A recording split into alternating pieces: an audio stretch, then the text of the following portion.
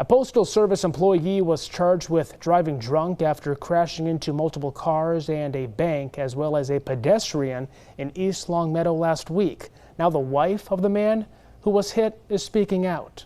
22 News reporter Kaylee Thomas is live to bring their side of the story and how this traumatic event has impacted their lives. Nick, the wife and family of the crash victim are left devastated and are struggling to cope with the aftermath.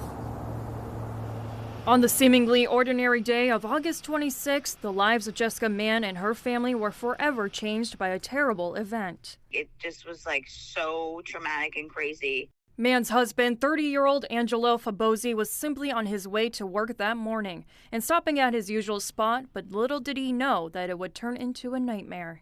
In the slightest delay between parking his car and getting his coffee at the Pride gas station at the town's Rotary, Fabosi was struck by a mail truck, causing serious injuries. When Mann was on her way to a nearby Starbucks, she saw the caution tape and crime scene but didn't know it was her husband who was injured.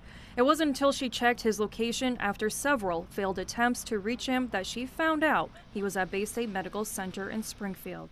My heart sank and I had that pit in my stomach, and then Angelo's life could have 100% been taken from this event. According to East Longmeadow Police, this incident is the result of 54-year-old Robert O'Sullivan of Westfield, driving under the influence, who admitted to having vodka and a cooler inside his USPS truck that hit Fabosi, and having a little earlier that day. O'Sullivan faces multiple charges. Fabosi has been released from the hospital and is still recovering. He suffered bleeding in the brain and currently has 15 staples in his head, which will put him out of work as a car mechanic for some time. And so he's just basically sleeping a lot. He can't pick anything up. He gets very dizzy. His vision is completely different. And now she's worried about his long-term recovery. They say it should fully resolve itself, but with head trauma and head injuries, you never know, like one thing could lead to another. Mann is a stay-at-home mom with 2 young children and has been struggling since the crash, especially being 9 weeks postpartum, but are doing everything to support and care for him. And with the help of her best friend organizing a meal train and her neighbors sending essential items through an Amazon wish list, she is reminded that she is not alone.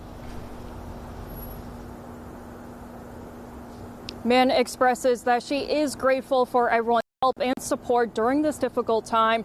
And if you're interested in making a contribution yourself, either through the Amazon wish list or the meal train, head to our website, wwlp.com. Working for you live, Kaylee Thomas, 22 News.